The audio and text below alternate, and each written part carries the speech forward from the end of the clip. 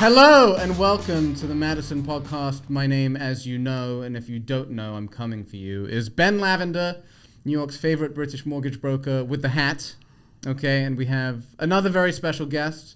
I wouldn't say a lifelong friend, but I've known you a few years. Z. Actually, introduce yourself. Tell the people of America and worldwide who you are, what you do, and why are you here? Okay, that's aggressive, but go ahead. Hi, everybody. I'm Zarifah, a.k.a. Z Best. I own my own law firm and my own real estate business, and I'm here because Ben called me. Yeah, that's true. I was like, Z, get on the podcast or I will never speak to you ever again. That's exactly what happened. Okay, we could pretend that's what happened. Yeah. So say that again. You're realtor? Yes. And attorney? Correct. Okay, so I'm not going to ask you the question that you told me not to ask you. But what I would like to know is how do you balance, because I'm sure people will actually ask, how do you balance doing both of that? So I have people in place to help me with my workload. You have staff? I do. You have a team? I do. Okay. But as far as myself putting in the work, I would say it's more heavier on the law side. I'm putting in like about 8 hours a day. And then with real estate, I would say it's a little more like on the weekends. Gotcha. But I'm still grinding just as hard out there every day. So, do you feel that it gives you an advantage, like knowing real estate law and like being a realtor? Because it's very unique. I've never come across it before. And it must give you something, right? Some type of edge when you're negotiating deals, right? When you're placing offers. Anything, any little, I mean, I know you can't give away all the secrets, but any like tidbits that you use to get things done? As far as like contracts, kind of, because if you think about it, like I imagine, and again, you can correct me, but when it comes to negotiating, setting up closing dates, commitment dates, all that stuff, like you know how to do that up front when you're placing the offer. Correct. Right? Whereas like a realtor that isn't familiar with that stuff, they will struggle. I wouldn't say struggle, but they'll leave it to the attorneys, as they should, but you're both. Right. So I do have an advantage of knowing the law as well. That's very important. And understanding the terms of the contract, right? I usually hype up my client. Nice. They're going to come, we're going in strong as ever. And, it's just really a matter of knowing your okay. So I think that's why it helps me in the long run, because my research, negotiation skills, and just having that comfortability of even talking to people, right? Because that's where it starts, right? So I think that's my plus. That's my niche. Yeah, it's unique. It Yeah. really is unique, and I think it presents a large advantage. And because like what often happens as well, I mean, actually, to be fair, I haven't seen this for a while, but because deals can kind of get stuck or die between that accepted offer and contract signing period. So being able to kind of streamline that has to be, at least from a lender's perspective, because like with us, I think it's a little bit different, because lenders, we do more volume than realtors. We don't make as much, but we do more, right? So it's a pattern that I always see: accepted offer, and then deal magically dies for whatever reason, no agreements on the contracts. And what I've always noticed, and this is a saying that is common in our business, I think, is that time kills deals, right? So, the more it goes by, the more it gets screwed. And then we have an opposite saying in the mortgage side, is that speed fixes everything, which is a huge exaggeration, but it fixes most things. Right. So, yeah, again, I think that's a tremendous advantage, and your client's very lucky. Yeah. Thank you. Thank you. Okay, so talk to us about, like, how did you get into the business? Why did you even want to do real estate? Because everyone usually has like a weird story, because no one grows up saying, I want to be a realtor, with the exception of kids whose parents are realtors. They're born into it. That's the only exception. Right. Yeah, so like how, like you're an attorney and you're like, okay, let's try real estate. Like, how does that even happen? So I started off with law, of course. That was my first baby, my firstborn. During the pandemic, I was at home. And I'm like, I need money. Okay. And for me, I was going to get into real estate regardless. I just didn't know it would be sales per se. Interesting. I was going to go into investments. I was in a program. I was ready to like go do a flip and fix. Oh, you one know, of those programs, yes. like the seminar type thingies, and they teach you everything. Correct. But at the time, it wasn't doable with law school and, you know, trying to finish up, graduate. It was a lot going on. So I'm like, okay, how could I use my law license, right? My law license is like a platform for me to get to where I need to get to in life, right? So I want to do real estate investment. I'm like, I don't have to take the real estate class or anything to become a real estate broker. Why not use that as a segue to help me get into the investment part of it? But actually starting to do it made me like love it a lot. Really? Right.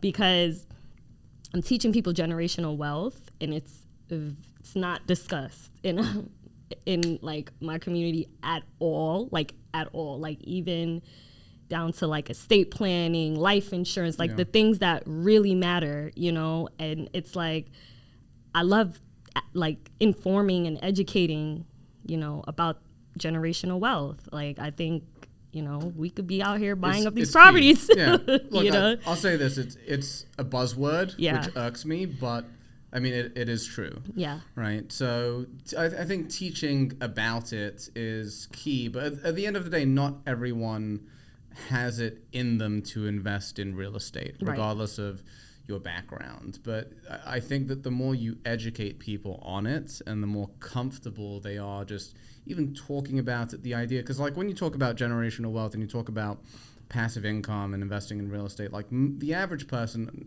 isn't like you and I, right? Like that are in the business and we have an understanding. You say these things and they're like, I have no idea what you're talking about and I have no idea where to start. So for those people, buzz question, I guess, is where should they start? First, I would say learning how to manage your finances. So either connecting with a financial advisor, Easier said than done, credit person, you know, whatever it is that you're having issues with as far as your finances, learning how to budget and save, you know, everybody. Yeah, most people can't do that, see. No, I know, but like, you know, if you're going out every week turning up, you can use that money for your down payment. I'm just saying. Yeah, you sacrifice temporarily. Exactly. It's and that's the thing. I would say it sacrifice, right? That's the word. And you have to be willing to do that because it's not an easy process, you know, and everyone sees it on social media, just closed, and it's pretty like you're pretty much fighting tooth and nail on a deal, you know, behind the scenes. So I think that's where a lot of people should start, the finances part, right? And that's also going to come into play with connecting with a mortgage officer because you don't know what the numbers are, like, you know what I mean, as far as like what do you want to spend as a monthly payment, even what could you qualify for, you know, and I think that's like step one. It's extremely crucial to the. You have to come to me and get pre-approved, even if you think go to Ben for the pre-approval. Come to me, I will take care of you.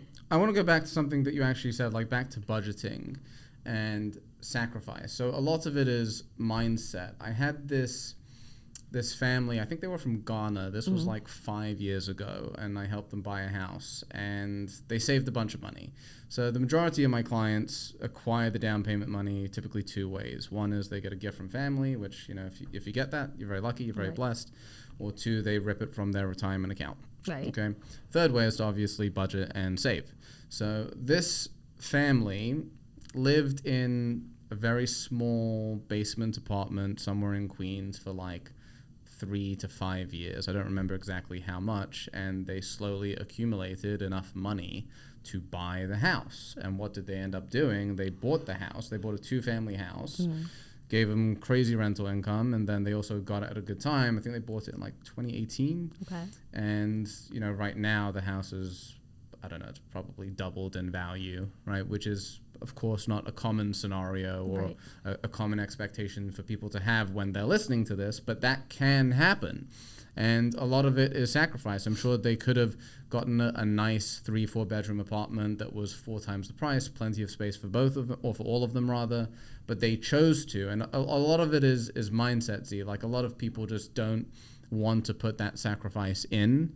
And it's also, especially for the younger generation here, like Gen Z, for instance, they have it really tough. I'm a millennial, by the way. Yeah, as am I, despite what you look very young, Z.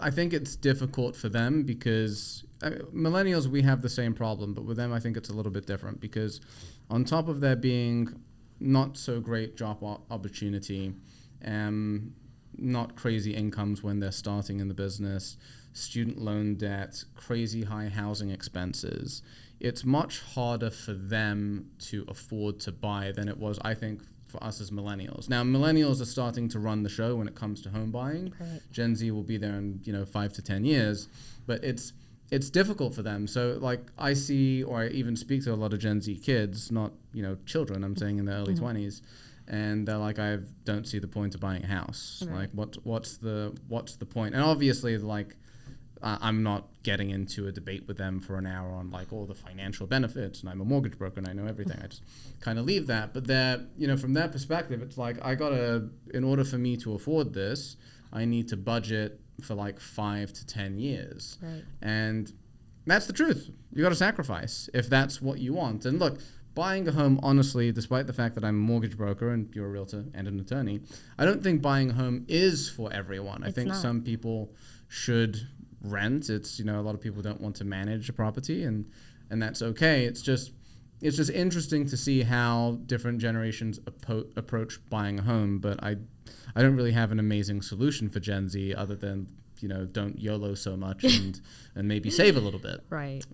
Yeah, but like you said, sacrifice. And I think for Gen Zs, I would say start early. Like, I mean, if there's a way we can start working when you're 12. Right. Okay? And if there's a way we could get in their faces, like, listen, this is what it is. This is the real world. You know what I'm saying? That's why we got to get on TikTok too, so they can see us. And do a little dance. Be like, save your money. And point. Buy a house in 20 years. Yeah, I won't do that. But sorry, continue. No, yeah. So I just think that, like, informing, educating, I think that plays a big part in it, right? Because as much as like they think they know everything, they don't. No. So I think, putting that information in their brains from young, whether it's in a school, whether it's at home, whether it's them talking to their coach, like I'm very involved in the schools as well. Like, I love to give back. So what do you do? I do career days. I'm trying to do a mock trial team at my high school. I'm in my college, John Jay. Very cool. Yes. So I'm very big on giving back because I am the first attorney in my family. So I literally had to grind and network my butt off and to get to where. And they see dollar signs. He's going to retire all of us. Yeah, hopefully. Yeah.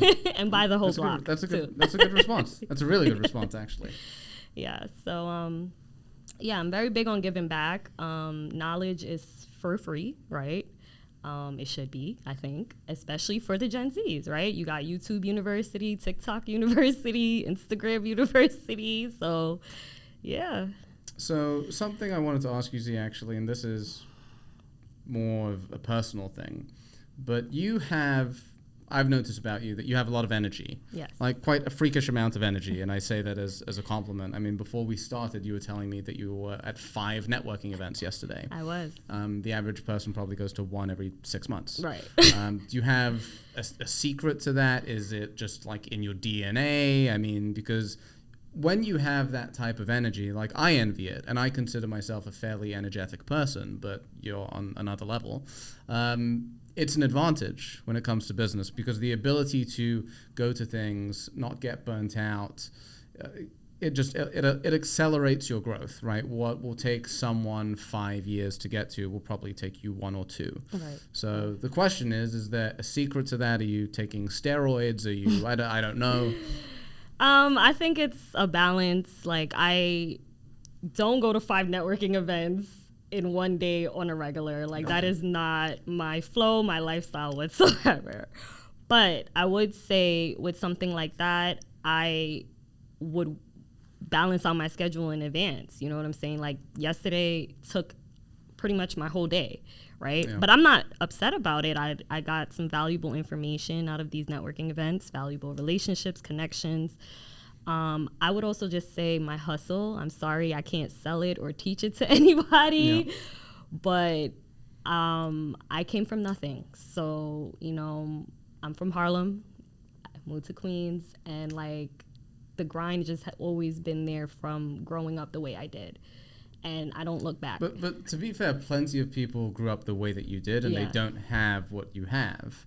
There's like, you have maybe you don't know what it is, but there's a special ingredient in there somewhere. Well, I would just say, could be your family, could be the way they raised you. Mindset, right? I think mindset plays a big part in it. Why? Life is already hard. I'm not going to focus on the bad. You know, like I know, yes, I acknowledge it. Let me just clarify. I acknowledge it. But I'm like, I'm not dwelling on it. I'm not going to let that control me. You ripped the word right out of my mouth. Yeah, because dwelling on it doesn't do anything. Right. It's just going to put you into a negative mindset. Yeah, right. So what's the point? Right. So I think that also helps me. I'm an affirmations type of person. I love to write it on my mirror, post it, journal. Those are the things I do to help. In the morning, evening? It depends on my day, but usually after I leave the gym. It's my meditation. So do you start your day off with going to the gym? I do. As do I. Okay, but that's like, I think that's a secret as well, right? It's simple, but to me, like, I cannot operate the way I usually operate if I don't either go to the gym in the morning or do some type of physical activity. So that's the way for me, I have to. Otherwise, like, my energy level isn't as low. I'm not as aggressive, I guess you could say. It's just like, how do you say it? It's when you tap into kind of like a flow state. Right.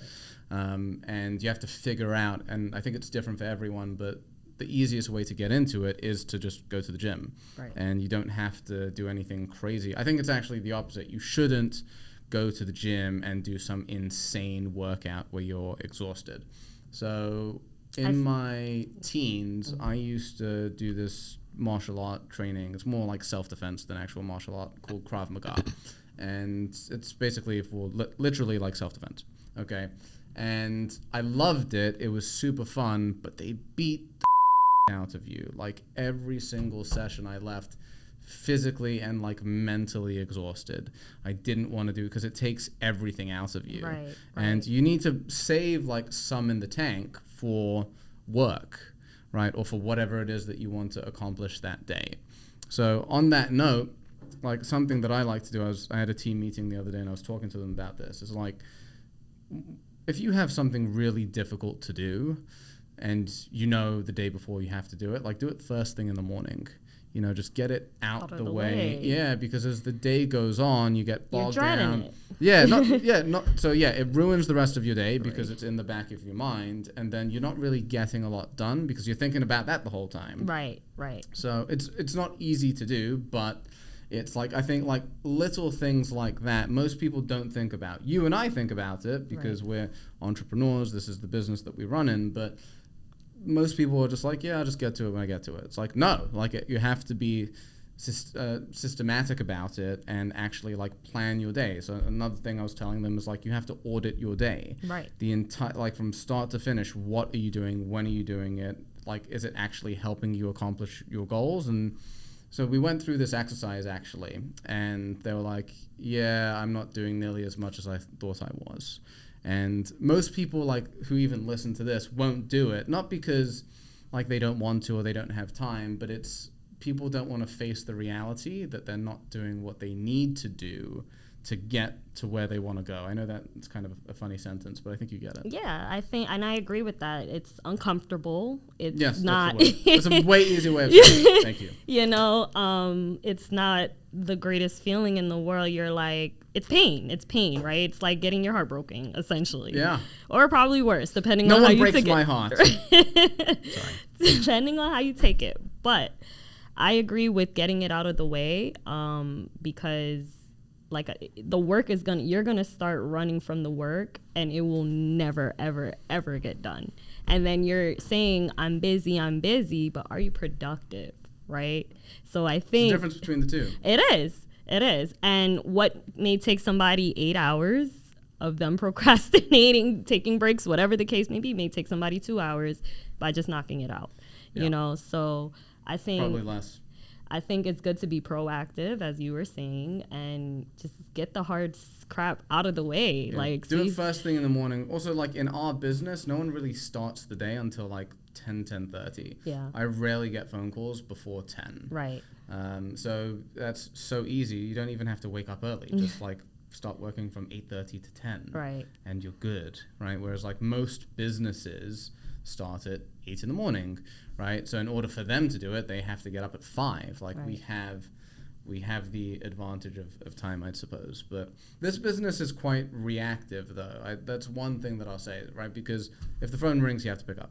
Right. Okay. So like balancing that with, actually, I kind of just answered my own question. The way to handle that is to just start working earlier. And again, it's not 5 in the morning. It's not rocket science, but you know what it is? Like most people just don't have discipline. Right. And that's really what it all boils down to, because listen, I know we see these entrepreneurs on social media, like, get up at 5 a.m., go to the gym, read a book. No thanks. And it's like, all right, nobody's living in that perfect world. Like there are days it's not possible. There are days you are tired as crap, but you got to show up. You have to show up for yourself, show up for your business, you know, and just keep going. Like don't stop. Yeah. So, and those things are good if they give you energy, but if they're taking it away, like if you require a tremendous amount of discipline and willpower to do, you know, get up, stretch, meditate, go for a run, lift weights, drink your tea, write in your journal, do your affirmations. It takes you 3 hours, right? The amount of discipline required to do that, you're better off saving that for your actual job. Right. So was one of my favorite, actually probably my favorite entrepreneur is this guy Alex Hormozi. Okay. Yeah. Have you ever heard of him? No. He's like, I love him because he just talks straight. So he was actually talking about the same thing, and I think he basically said that, yeah, getting up at 5 a.m. and doing all that shit doesn't make any sense. Get up and just start working. And you're tired by like 12. Yeah. Bang out what you have to do in the morning, and then go do that at maybe 8, 9 o'clock. Right. And then, you know, go back to work. He also said something interesting. I want to know how you feel about it, because it was pertaining to affirmations. I think I saw him post this like 2 days ago. And he didn't say it in these exact words, but basically affirmations are but, you know, the best affirmation that you can have is by having an undeniable amount of proof that you did what you need to do, or something along those lines. Right. But what I think, and I think you'll agree with me, is that for some people, like affirmations don't work for me, but some people need that to maybe get to that point, and then you can let go. Because what if you have no experience, you don't have skills, and you need like a little boost? Maybe affirmations work, but again, they're not for me. Yeah. I would just say for me, why I think it helps is because it's giving me guidance on what I'm looking forward to in my life. So if I'm saying I am a serial entrepreneur, that is an affirmation. For some reason, I thought you were going to say I'm a serial killer. because there was a pause between serial and entrepreneur, and I was just like, okay. Yeah, but no, that's an affirmation. It's the leather jacket. Sorry. Okay. So, yeah, I think that's an example of an affirmation I would write down. I'm a serial entrepreneur in 10 years. Like, just giving me, I'm visual as well. So, like, it's giving me that image in my head of, okay, this is where I potentially see myself, but this is the work I have to do to get there. There is power in that. Yeah. So there's another author I really like, James Clear, who wrote a book, Atomic Habits. Which is a very known book in our industry. That's one of my favorite books, yes. So something that I remember that he said was that if you identify as a certain person, you'll do habits that coincide with what you're trying to accomplish, right? So if you identify and you talk yourself, or you basically, in a way, brainwash yourself into thinking that you're a serial entrepreneur, you will do activities that make you a serial entrepreneur. Right. So, like, to me, I don't view that as an affirmation. Maybe it is. Maybe it's manifestation. That's another word. Yes. hate, by the way. It's like anytime someone says like, I want to manifest doing 50 deals this year, and I'm like, don't manifest it. Do like, it. Come up with do it. Come up with a system plan, and a plan, and you can get it done, but it's not going to happen magically. Manifesting. Right. But I do think that it's kind of linked. It's just a different way of thinking about it, right? Because if by manifesting, you're constantly thinking about it and you identify as that, Correct. you'll do actions that lead to it. But some people don't. Some people basically like daydream about it and then they just don't do anything. Well, then that's just them not holding themselves accountable, you know? You're calling them out. But it's the truth. I mean, you could just call them losers. No, I'm not going to say that. Okay. But we talk on the Madison podcast a lot. Okay. Well, I do at least. But yeah, I just think, you know, if you're going to set the goal, like, don't just set a goal and then just write it down, push it underneath your bed for the rest of the year. Right. You know, you're supposed to look at it like even when you're getting tested the most, your back is against the wall. That's when you're really supposed to look at it and like let it marinate. You know, like you're not gonna forget, this is my goal. Again, that's why I write it out, because it's like it's giving me the vision, the guidance of where I want to be. And it's staring you in the face. It's like creating your own coach in a way. Correct. So I'll give you a prime example how I passed the bar exam on the first try. Every single day, I woke up and wrote, I, Zarifah Dixon, will pass the bar exam on July whatever. Every day. And I didn't feel it. I was so emotional. I was like, why is this test even here? You know, but I embraced that pain. I got through it. And me writing that, when I got them results, I was like, oh, I really did it, you know? Obviously, it's an amazing accomplishment. Well right. done. Thank you. I am curious because, I mean, obviously there's some magic in that, right? So do you feel that it put pressure on you to study more, right? Holding yourself accountable. Okay, so that's, to me, that's not an affirmation. That's like self-coaching.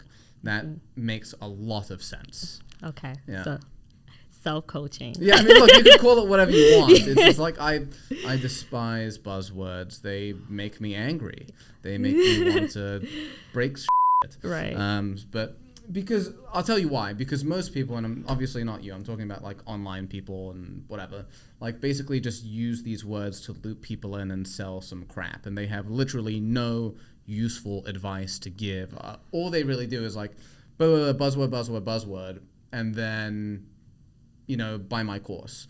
I actually was on a call for this was maybe a month ago actually.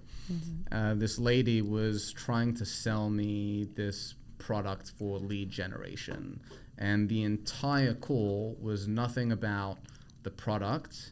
It was just like, tell me about your goals, and I'm like, okay, these are my goals. And she just kept going back to it, and I knew what she was doing, and I called her out on it. She was like, because they're taught from a sales perspective, make them talk about their goals because it gets them excited. Right. And then halfway through it, not even halfway, I was 20 minutes in, I'm like, okay, so we have two problems. One, I have no idea what you guys do. We're 20 minutes in and I've just talked about myself. I know what I'm doing, right? So 20 minutes in, I have no idea what you guys do, and I don't have any idea how you generate any leads either. You're not telling me about your system. You're just using a bunch of buzzwords.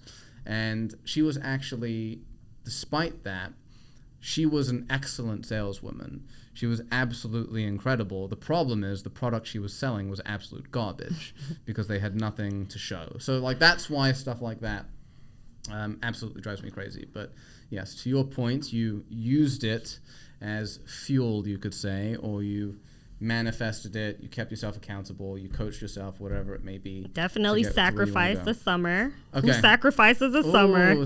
Wait, which summer? Was it COVID summer? 2019 summer. That was a great year. That was the last summer, yeah. Okay. We have to wrap up. But okay. Have you had any mentors? Do you have any mentors? Yes, I do. So I just recently switched over to EXP. Mazel tov. Thank you. So I have a new mentor and love him to death. He knows who he is. But yeah, so I have a mentor that stays on my ass 24/7. Sweet. Holds me accountable, make sure I'm doing, the work I said I'm going to do. And teaching me to scale my business. And that was very big for me when I was making the switch. So very grateful for that. Sky's the limit. Yes. As far as law, I have plenty of mentors. I can imagine. I mean, the amount of people that you network and that you meet. Gotcha. Okay. Any final words of wisdom for the people of America? If it's something we learned today, is sacrifice, discipline, temporary pain for permanent gain. Oh, I like that. Did you make that up? No. Okay. I got it from Eric Thomas. Whatever, you made it up. He's a motivational speaker. Gotcha. So you made it up. Yeah. All right. Thank you very much. See, we shake hands here to say goodbye. Thank you.